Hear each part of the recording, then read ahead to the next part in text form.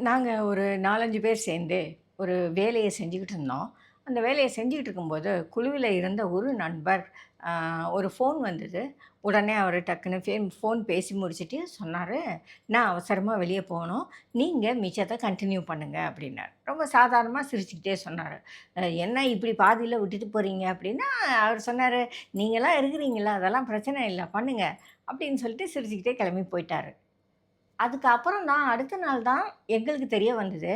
ஸ்கூல்லேருந்து ரிட்டர்ன் ஆன அவங்க ஒய்ஃப் வண்டி ஆக்சிடென்ட் ஆயிருச்சு. அவங்களுக்கு கொஞ்சம் கால்ல ஃப்ராக்சர். இதனால தான் அவங்களுக்கு ஃபோன் வந்திருக்கு. இவரு கிளம்பி போயிருக்காரு அப்படின்னு சொல்லி. நாங்க போய் ஹாஸ்பிட்டல்ல பார்த்தோம். எல்லாம் ஓகே. அந்த டைம்ல நான் அவர்கிட்ட கேட்டேன். ஏன்னா நீங்க அத சிரிச்சுக்கிட்டே என்கிட்ட சொல்லிட்டு போனீங்க. இது மாதிரி ஒரு விஷயம்னு சொல்லியிருந்தா நாங்களும் ஏதாவது வந்து ஹெல்ப் பண்ணியிருப்போம்ல அப்படின்னு. அப்ப அவர் சொன்னாரு, "நீங்க செஞ்சுகிட்டு இருந்த வேலையும் ரொம்ப முக்கியமானது. அத நான் அப்படி விட்டுட்டு போறதுக்கு எல்லாரையும் அந்த மாரி இழுத்துட்டு போகக்கூடாது. இது என்னோட பர்சனல் விஷயம் 1. 2வது லைஃப்ல எல்லா விஷயமும் வந்துகிட்டே தான் இருக்கும். நல்லதும் வரும், கெட்டதும் வரும். கெட்டது வந்தா மூஞ்சிய தொங்க போட்டுக்கிறதோ, வருத்தப்படுறதோ, அழுகுறதுலயோ அர்த்தம் இல்ல. நல்லத எப்படி எடுத்துக்கிறோமோ, அது மாரி கெட்டதையும் எடுத்துக்க தானே வேணும். அதனால தான் நான் சிரிச்சுக்கிட்டே உங்ககிட்ட சொல்லிட்டு போனேன். எப்படி நல்லது வந்து ஒரு காம்ப்ளிமெண்ட்டோ, அது மாரி கெட்டதுங்கிறது ஒரு சேலஞ்சு அப்படின்னு சொல்லிட்டாரு அவரு. இது ரொம்ப முக்கியமான விஷயம். நம்ம நல்லத அவ்வளோ ஈஸியா எடுத்துக்கிறோம். நமக்கு நல்லதுகள் எல்லாமே ரொம்ப பிடிச்சிருக்கு.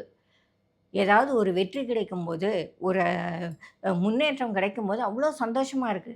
அதே சமயம் ஒரு சின்ன பிரச்சனை வந்தாலும் வீட்டுக்குள்ள, குடும்பத்துக்குள்ள அல்லது இதில வேலையில எதுலனாலும் சரி, ஒரு சின்ன பிரச்சனை வந்தாலும் நாம ரொம்ப கஷ்டப்படுறோம், வருத்தப்படுறோம். எல்லார்கிட்டயும் சொல்லி புலம்பி தள்ளிர்றோம் இல்லையா?